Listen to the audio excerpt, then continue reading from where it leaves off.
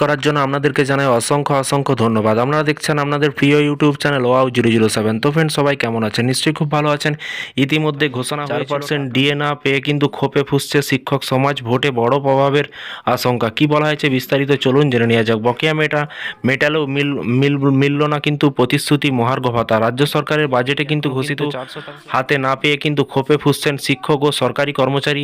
এরই মধ্যে 2026 বিধানসভা নির্বাচনের আবহে কিন্তু এই ইস্যুতে নতুন করে কিন্তু রাজনৈতিক গুরুত্ব পাচ্ছে এবং নির্বাচনের আগে ডিএর ইস্যু গলা কাটা হয়ে দাঁড়িয়েছে শাসক দলের জন্য। এবং সরকারি কর্মচারীদের ক্ষোভ কি ভোটের ফলাফলের প্রভাব ফেলবে তা নিয়ে কিন্তু জোর চর্চা শুরু হয়েছে রাজনৈতিক মহলে। ডিএ না পেয়ে কিন্তু রেগে কাঁই শিক্ষকরা। এবং এখানে বলা হয়েছে এতদিন প্রশ্ন ছিল যে কবে মিলবে বকেয়া মহার্ঘ ভাতা। পশ্চিমবঙ্গ সরকার 2016 সাল থেকে 2019 সালের বকেয়া টাকার একটি বড় অংশ ইতিমধ্যে কর্মচারীদের অ্যাকাউন্টে দিয়েছে। 2 কিস্তিতে এই টাকা দেওয়ার কথা জানানো হয়েছে, যার মধ্যে প্রথম কিস্তি মিলছে, কিন্তু দ্বিতীয় কিস্তি কিন্তু আগামী সেপ্টেম্বর মাসে দেওয়ার কথা। তবে নতুন করে বিতর্ক তৈরি হয়েছে বাজেটে ঘোষিত 4% যে ডিএকে ঘিরে। কিন্তু এখনও পর্যন্ত এই বাড়তি ভাতা হাতে না পাওয়ায় ক্ষোভে আরও কিন্তু বাড়ছে শিক্ষক মহলে। 18% থেকে 22%, কোথায় সেই টাকা?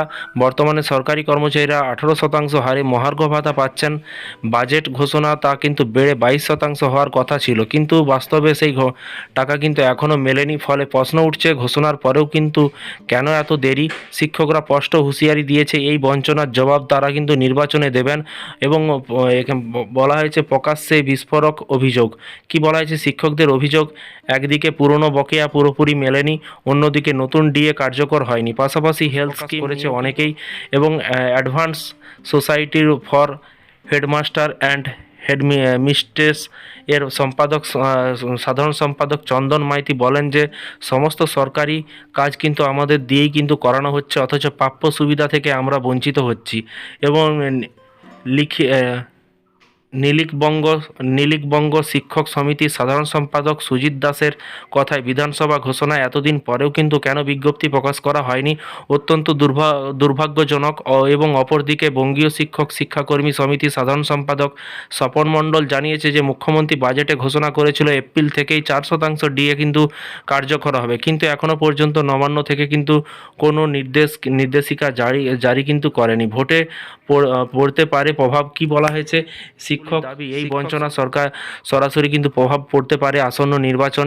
এবং ইতিমধ্যে বহু কর্মী বেতন বিল জমা দিতে দেরি করেছেন বলেও কিন্তু খবর। পোস্টাল ব্যান্ডেলে ভোটের আগে এই ইস্যুকে কিন্তু আরও জোরদার হতে পারে বলে কিন্তু মনে করছেন সংশ্লিষ্ট মহল। ফলে কিন্তু ডিএ ইস্যু যে আগামী দিনে বড় রাজনৈতিক ফ্যাক্টর হতে চলেছে তা এক প্রকার কিন্তু স্পষ্ট করে দিচ্ছে।